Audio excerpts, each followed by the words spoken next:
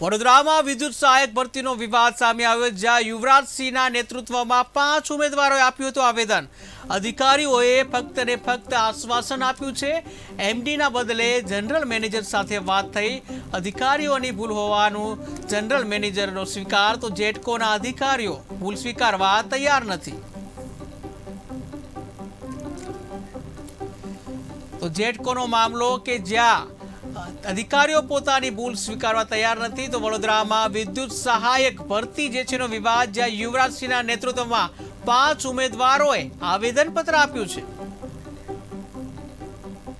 બે તબક્કામાં પરીક્ષા યોજવામાં આવે છે.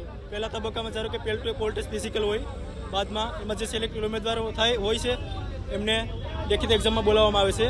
ત્યારે લેખિત એક્ઝામ કમ્પ્લીટ થઈ ગઈ છે અને પોલ ટેસ્ટની વાત આવે છે આપણે અમારા ત્રીજા મહિનામાં હતી. આજે 8-9 મહિના જેવો સમય થઈ ગયો છે.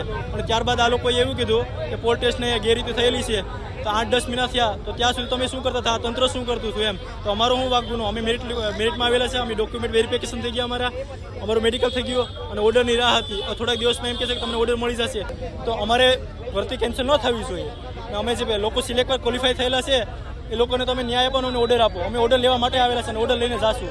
ખાસ કરીને કહી શકાય કે જેટકો દ્વારા જે ભરતી બહાર પાડવામાં આવી હતી ઇલેક્ટ્રિશિયન આસિસ્ટન્ટની, જે કહી શકાય કે વિદ્યુત સહાયકની જે ભરતી હતી, જેનો પોલ ટેસ્ટ જે છે એ માર્ચ મહિનામાં લેવામાં આવ્યો. માર્ચ 2023 દરમિયાન એ પોલ ટેસ્ટ લેવામાં આવેલો અને માર્ચ 2023માં જે પોલ ટેસ્ટ લેવામાં આવ્યો, ત્યારબાદ એની લેખિત પરીક્ષા એ 8મા મહિના 9મા મહિનામાં લેવામાં આવી અને ત્યારબાદ એનું ડોક્યુમેન્ટ વેરિફિકેશન, મેડિકલ વેરિફિકેશન, તમામ જે પ્રક્રિયાઓ હતી એ પ્રક્રિયા પૂર્ણ થઈ ગઈ. અને પ્રક્રિયા પૂર્ણ થઈ ગયા બાદ નિમણૂક પત્ર દેવાની વારી આવી જ્યારે વિદ્યુત બોર્ડની, ત્યારે એને કહી શકાય કે વિદ્યાર્થીઓના ભવિષ્ય સાથે રમત રમી અને કીધું કે આ પરીક્ષા અમે રદ કરીશું. કેમ?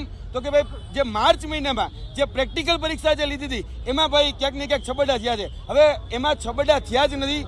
જે ગાઈડલાઈન, જે ઇન્સ્ટ્રક્શન એ ઉચ્ચ અધિકારીઓ દ્વારા આપવામાં આવી, એ ઉચ્ચ અધિકારીઓની ઇન્સ્ટ્રક્શનનું પાલન એ અહીંયા ઉભેલા તમામ વિદ્યાર્થીઓ કરેલું. અને તમામ વિદ્યાર્થીઓએ જે રીતે કહેવામાં આવ્યું કે તમારે પોલ ચડવાનો છે અને પોલ ચડી અને તમારી જે ક્લેમ્પ છે અહીંયા તમારો હાથ અડાડવાનો છે, તો દરેક ઉમેદવારોએ એ જ પ્રકારે પોતાનો હાથ અડાડી અને ક્યાંક ને ક્યાંક જેની પરીક્ષા હતી એ પરીક્ષા પાસ કરી. એટલે આમાં જરા પણ એ ઉમેદવારોનો વાંક નથી. આમાં જે તે સમયે ત્યાં હાજર જે તે સર્કલમાં ડેપ્યુટી એન્જિનિયર, જુનિયર એન્જિનિયર અને એક્ઝિક્યુટિવ એન્જિનિયર, આ તમામનો વાંક છે. એટલે ભાઈ અધિકારીઓના વાંકે એ વિદ્યાર્થીઓ શા માટે ભોગવે? અને અચાનક જ આ લોકોને કહી શકાય કે 9 મહિના પછી બ્રહ્મજ્ઞાન થાય છે કે ભાઈ ત્રીજા મહિનામાં જે પોલ ટેસ્ટ લેવાયો, પોલ ટેસ્ટમાં ભૂલ હતી અને અચાનક જ્યારે ભરતી રદ કરી, હવે આજે તો ભરતીની નવી જાહેરાત કરી દીધી. એટલે આ વિદ્યાર્થીઓ સાથે હળહળ અન્યાય છે. અને આ જે અન્યાય છે એની સામે આજે અમે આવેદનપત્ર દેવા માટે અને કહી શકાય કે સરકાર સમક્ષ એક વખત માંગણી કરવા માટે આવ્યા છીએ કે ભાઈ એક વખત આ લોકોને ન્યાય આપવામાં આવે. કેમ કે આમાં આ ઉમેદવારોની કોઈ ભૂલ નથી. જે ભૂલ છે એ અધિકારીઓની ભૂલ છે. અધિકારીઓને સસ્પેન્ડ કરવામાં આવે.